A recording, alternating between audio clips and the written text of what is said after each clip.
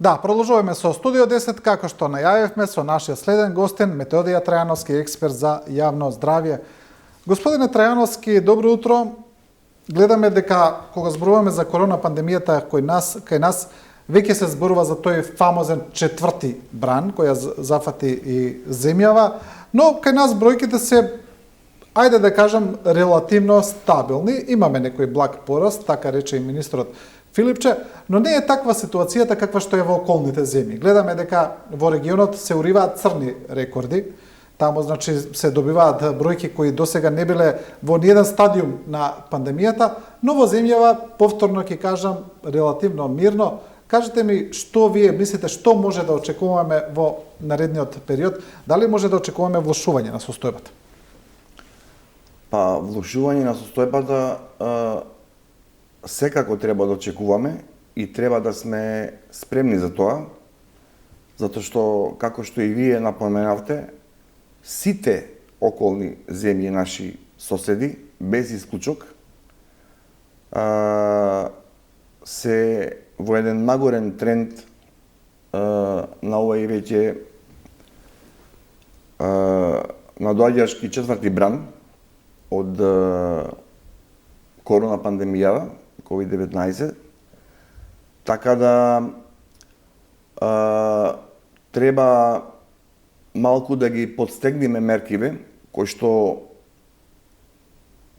во овој момент се многу олабавени. Ние више дојдовме на едно 50% од исполнетост од ресторани, кафичи, дискотеки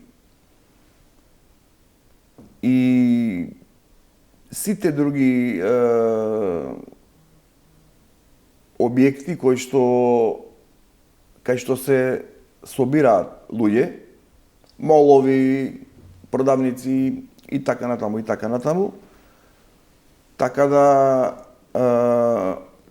јас мислам дека сега е моментот во најбрз можен рок да се постави една нова стратегија во врска со пандемијава, за да не се доведеме во ситуација да трпиме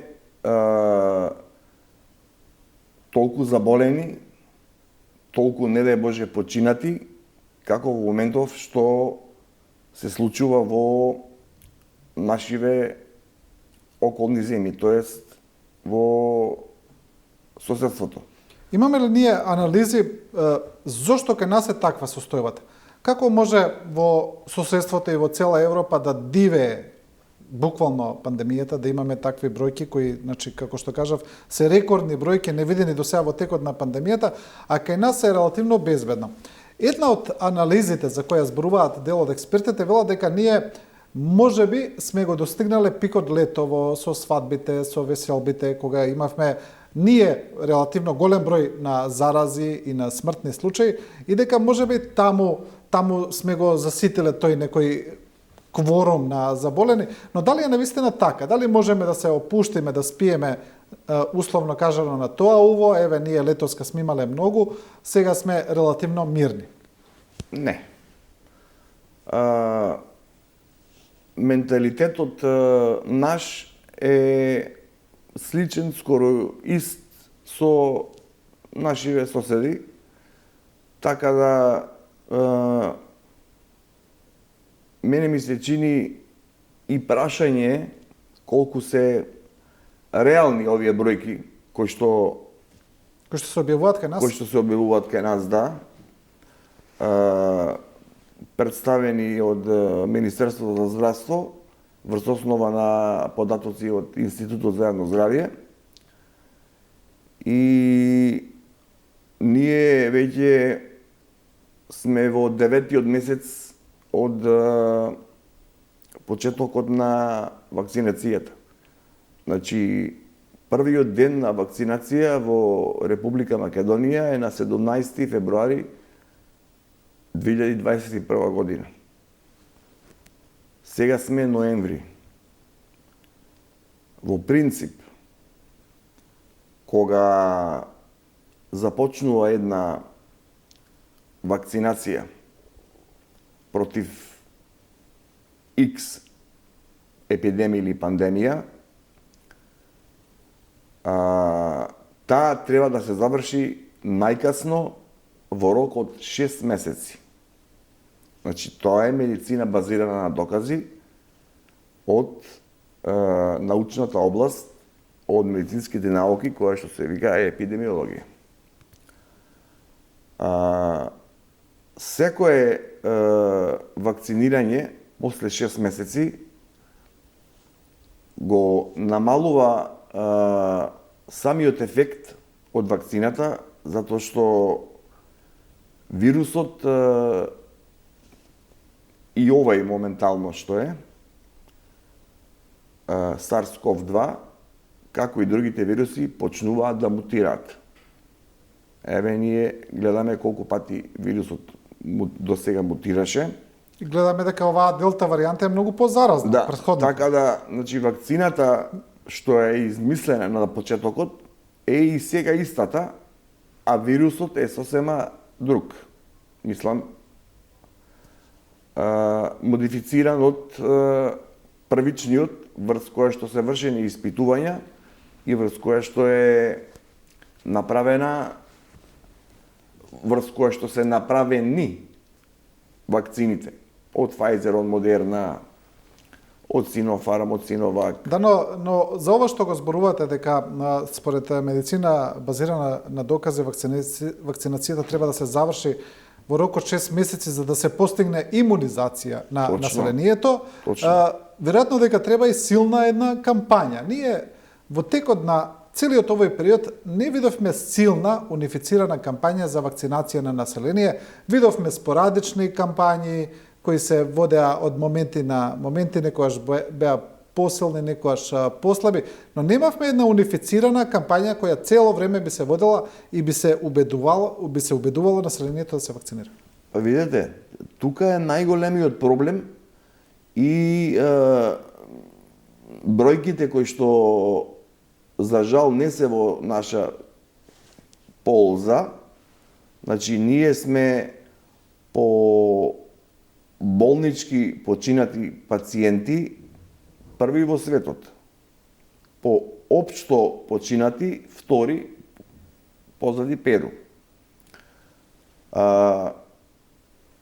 Ова кампања која што вие споменувате, значи превентивната медицина, профилаксата, тотално затаи во нашето општество.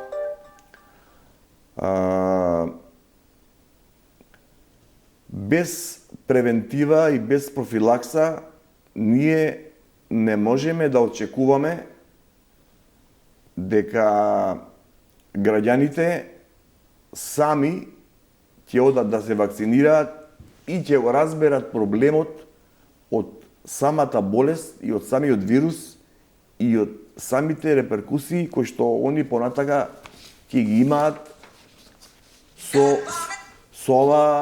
ова пандемија. Така да тоа е најголемиот проблем кој што е дел од сите проблеми со кои што се соочуваме со пандемијава на COVID-19,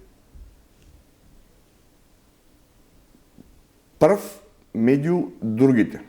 Да, ние гледаме дека последните податоци покажуваат дека се вакцинирани 38% од вкупната популација, дека се вакцинирани 47% точно од вкупната популација на граѓани. Значи, тоа е толку далеку од тие бројки за кои зборуваат експертите за можен колективен имунитет, тоа е речиси половина. Добро, сега ова се смета според бројките, според последниот важечки попис во државата од 2002 година. Ние имаме нов попис кој покажува дека имаме доста помало резидентно население, но сепак тие бројки би се качеле можеби за некои 10%, тоа е сепак далеку од некаков колективен имунитет за кој за делта варијантата се смета дека се потребни 85% од населението, а дополнително ова што вие го зборувате дека има многу голем временски распон во самата вакцинација, значи ние таа заштита од вакцините во земјава е многу мала, ми се чини, за да може да спречи некаков посериозен тек на пандемијата. Не да е мала, него е премала. 40 и нешто проценти 47. и 7, 57 нека се. Да, реално, нека се 57. За 9 месеци, значи ние сме требале да постигнеме 85% за 6 месеци, а не за 9 месеци. Во почетокот знаете дека се каснеше со вакцинацијата поради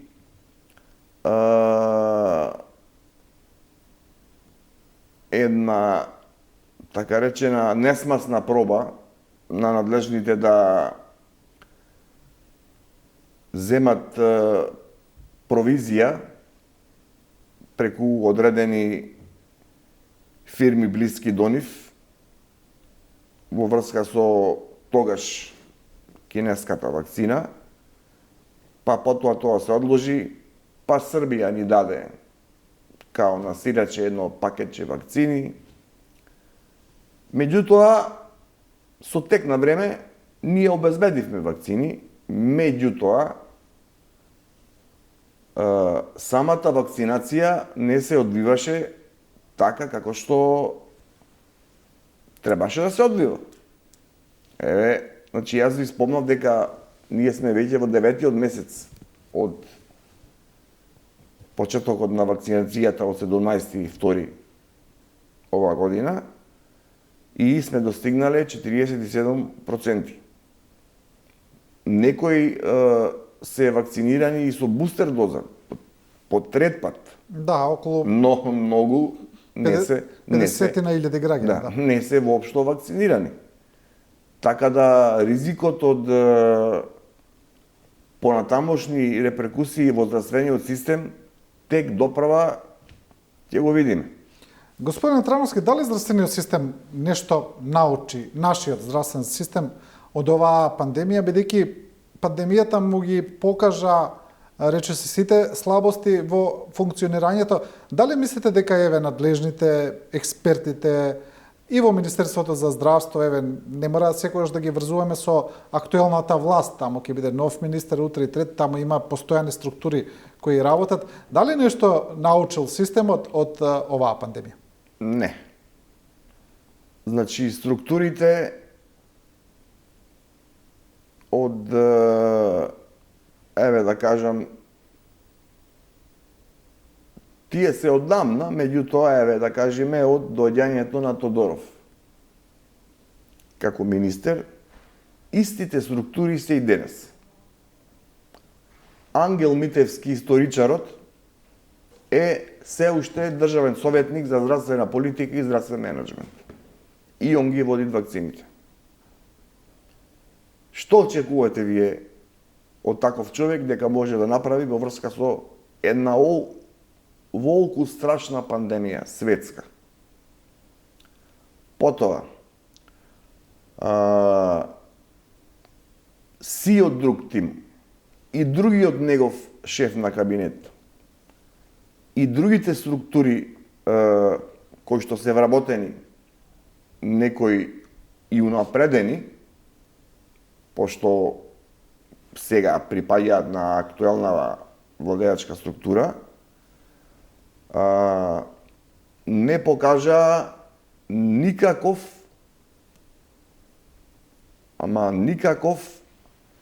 обид за да се направи некоја реформа во здравствениот систем. Значи, не од доаѓањето на министерот Венко Филипче. Од претходно, кажете ми вие, која реформа е спроведена во нашава држава за здравствениот систем да функционира подобро. Нема таква реформа. Нема, едноставно нема. Не затоа што некој може би не сака. Не знаат луѓето. Не знаат. Значи, не знаат, не ги интересира. А не знаат затоа што не се школувани за тоа што треба да бидат школувани. Не може еден земјоделец да биде кардиохирург, пример. Са карикирам.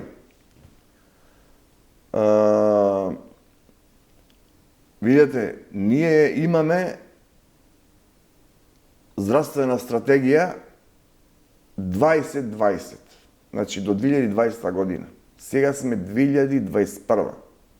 Значи, новата стратегија, што требало да биде изготвена уште пред 2-3 години и изгласана во Собранието на Република Македонија и да биде важечка. Што е многу битно. Значи, таа е стратегија не само медицината. Исклучително здравствената политика е базирана на докази. Значи, докази на статистички, на емпирички, на секакви други, во кои што се вклучени Институтот за јавно здравје, Министерството, професионалните друштва, како што се Лекарската комара на Македонија, Македонското лекарско друштво и другите професионални организации кои што на некој начин ги засега здравството во нивното портфолио. Да, значи немаме стратегија, не е ни донесена, моментално сме без таа здравствена стратегија. Мислам дека тоа е сосема јасно да се каже како функционира здравствениот систем. Господине Трајановски, ви благодарам за ова гостување. Благодарам на вас. Студиото 10 го завршуваме со Методија Трајановски, експерт за јавно здравје. Почитувани, ви благодариме на вниманието и довербата. Останете во добро здравје и следете ја телевизија 24.